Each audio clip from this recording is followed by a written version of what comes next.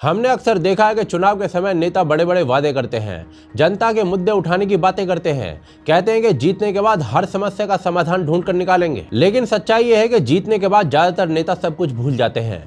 जनता की आवाज बनने की जगह वो पार्टी, कुर्सी और अपनी पॉलिटिक्स में उलझ जाते हैं। लेकिन अभी जो बिहार की विधानसभा में हुआ है ना, वो इस आम चलन से बिल्कुल उल्टा था।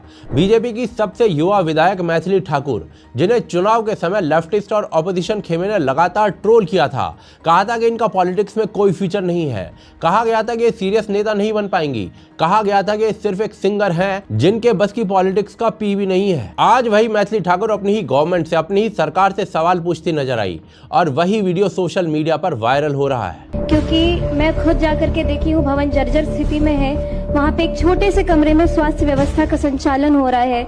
एमबीबीएस चिकित्सक नहीं है। पूर्व में वहाँ पर 2-2 एमबीबीएस चिकित्सक थे, लेकिन अभी नहीं है। क्वेश्चन आवर के दौरान मैथिली ठाकुर ने अपने क्षेत्र के एक सरकारी हॉस्पिटल का मुद्दा उठाया। उन्होंने साफ साफ बताया कि हॉस्पिटल की बिल्डिंग की हालत बेहद खराब है। छत से प्लास्टर गिरता रहता है, दीवारों में बड़ी बड़ी दरारें हैं, बारिश के समय वार्ड के अंदर पानी भर जाता है। इसके बावजूद वहां पर पेशेंट्स को रखा जाता है। गर्भवती महिलाओं और उनके बच्चों तक को उसी अनसेफ बिल्डिंग के अंदर एडमिट किया जा रहा है। मतलब लोग अपनी जान बचाने के लिए ऐसी जगह जाकर इलाज करवाने पर मजबूर है जो खुद खतरे में है। लेकिन यहीं पर उन्होंने अपनी बात खत्म नहीं की। उन्होंने ये भी बताया कि उस हॉस्पिटल में एक भी एमबीबीएस डॉक्टर नहीं है। पहले वहां 2 डॉक्टर मौजूद हुआ करते थे, लेकिन अब कोई भी नहीं है। यानी एक ऐसी जगह जहां लोग अपनी जिंदगी बचाने आते हैं, वहां ना तो बिल्डिंग सुरक्षित है, ना ही कोई डॉक्टर मौजूद है। और ये सीधा सीधा सिस्टम का फेलियर है। स्वास्थ्य मंत्री की तरफ से जवाब आया कि बिल्डिंग बहुत ज्यादा खराब नहीं है, सिर्फ रिपेयर की जरूरत है और इसकी प्लानिंग चल रही है। अब हिसाब से यहीं पर मामला खत्म हो जाना चाहिए था, क्योंकि विधायक जी ने सर हिला लिया था और डिस्कशन आगे बढ़ गया था। लेकिन मैथिली ठाकुर ने ऐसा नहीं किया। उसमें ऐसा लिखा है कि भवन जर्जर स्थिति में नहीं है, बस उसकी मरम्मत की आवश्यकता है। लेकिन मैं चाहती हूँ एक बार मंत्री महोदय एक बार पुनः अवलोकन कराएं। उन्होंने साफ साफ शब्दों में कहा कि वो मंत्री जी के जवाब से सेटिस्फाइड नहीं है। उन्होंने कहा कि वो खुद उस हॉस्पिटल में जाकर देख चुकी हैं। फाइल में जो लिखा है और जमीन पर जो रियलिटी है, दोनों में बहुत फर्क है। इसके बाद मैथिली ठाकुर ने दोबारा से क्लियर जवाब देने को कहा मंत्री से, और यही वो पॉइंट है जिसने इस पूरे मामले को बिल्कुल अलग बना दिया। क्योंकि ये सिर्फ एक सवाल नहीं था, ये अकाउंटेबिलिटी की मिसाल थी। एक विधायक अपनी ही गवर्नमेंट से कह रही है कि पेपर वर्क से बाहर निकलकर ग्राउंड रियलिटी को देख कर आओ। और ये बात उन लोगों के लिए तमाचा है जो चुनाव के समय मैथिली ठाकुर को हल्के में ले रहे थे, उन्हें ट्रोल कर रहे थे। लेकिन अब ना यहाँ से एक कंपैरिजन शुरू होता है ऑपोजिशन के साथ। ऑपोजिशन का काम ही यही होता है कि वो गवर्नमेंट से ऐसे सवाल पूछे, हेल्थ, एजुकेशन, जॉब्स, इंफ्रास्ट्रक्चर, इस टाइप के इश्यूज पर प्रेशर बनाए। लेकिन आज का ऑपोजिशन ज्यादातर टाइम इररिलेवेंट टॉपिक्स में उलझा रहता है। कभी कास्ट के नाम पर पॉलिटिक्स होती है। भाई और बहनों, कास्ट सेंसस हिंदुस्तान का एक्सरे है। कभी पर्सनल अटैक्स शुरू कर दिए जाते हैं।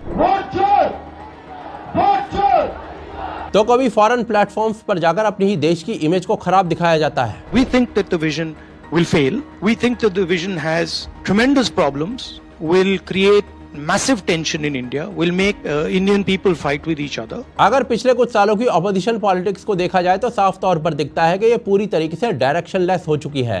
कभी जितनी आबादी उतना हक जैसे डेंजरस स्लोगन्स दिए जाते हैं। सवाल ये है कि किसकी कितनी आबादी है। तो कभी देश की इकोनॉमी को पूरी तरीके से डेड बता दिया जाता है। Trump is saying Indian economy is a dead economy. Yes, he's right.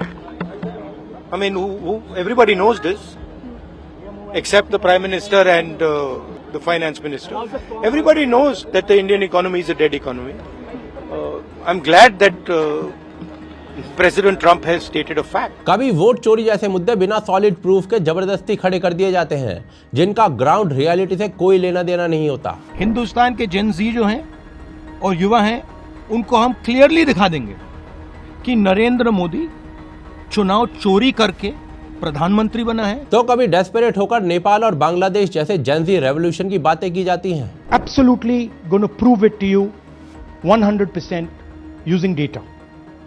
And I want the young people of India, Gen Z, to understand this clearly. Fake addresses, duplicate, form 6, अलग अलग तरीके। तो हम election commission से नहीं कह रहे हैं, हम हिंदुस्तान के युवाओं से कह रहे हैं, हिंदुस्तान की जनता से कह रहे हैं। ऐसे ही जब बजट का सेशन होता है तो ऑपोजिशन के पास पूरा मौका होता है कि हेल्थ बजट, एजुकेशन बजट और इंफ्रास्ट्रक्चर पर विस्तार से सवाल पूछ सके। लेकिन भाई साहब, ज्यादातर समय शोर शराबे और हल्ले गुल्ले में बर्बाद कर दिया जाता है। So I'm just objecting to that. कभी ऑपोजिशन के नेता नशे की हालत में पार्लियामेंट पहुंच जाते हैं,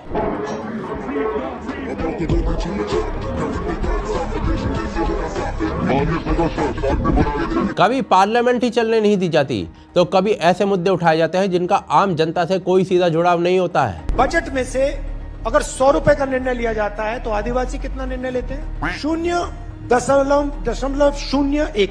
मतलब आदिवासी अफसर 100 रुपए में से 10 रुपए का निर्णय लेते हैं। राम मंदिर में आपको नरेंद्र मोदी दिखेगा, आपको अंबानी दिखेगा, आपको अदानी दिखेगा, आपको हिंदुस्तान के सबसे अरबपति दिखेंगे, आपको एक पिछड़ा नहीं दिखेगा, आपको एक दलित नहीं दिखेगा, आपको एक आदिवासी नहीं दिखेगा। क्यों नहीं? वो आपकी जगह नहीं, भाई और बहनों, आपकी जगह सड़कों पे भीख मांगने की है। और कई बार तो नफरत में देश के खिलाफ ही बोलना शुरू कर दिया जाता है।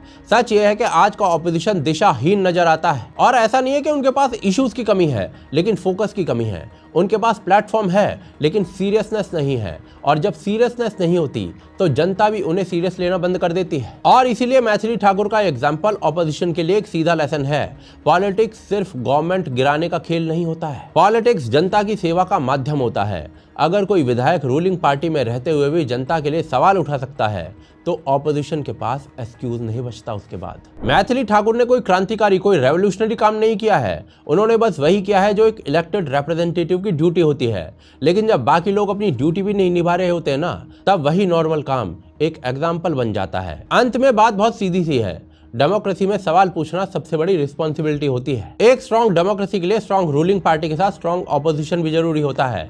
दुर्भाग्य से आज भारत में ऑपोजिशन पार्टीज ज्यादातर डायरेक्शनलेस, रिएक्टिव और पर्सनल पॉलिटिक्स में फंसी हुई दिखाई दे रही हैं। और अगर ऑपोजिशन ने समय रहते जनता के रियल इश्यूज पर ध्यान नहीं दिया, अगर उसने शोर शराबे की पॉलिटिक्स को छोड़कर ग्राउंड इश्यूज पर काम नहीं किया, तो आने वाले समय में वो पूरी तरीके से इररेलेवेंट हो जाएगी। और भाई साहब, इसका नुकसान सिर्फ ऑपोजिशन को नहीं होगा, बल्कि पूरी डेमोक्रेसी को होगा। और इसीलिए मैथिली ठाकुर ने जो किया है वो एग्जाम्पल है जिससे राहुल गांधी को कुछ सबक लेना चाहिए।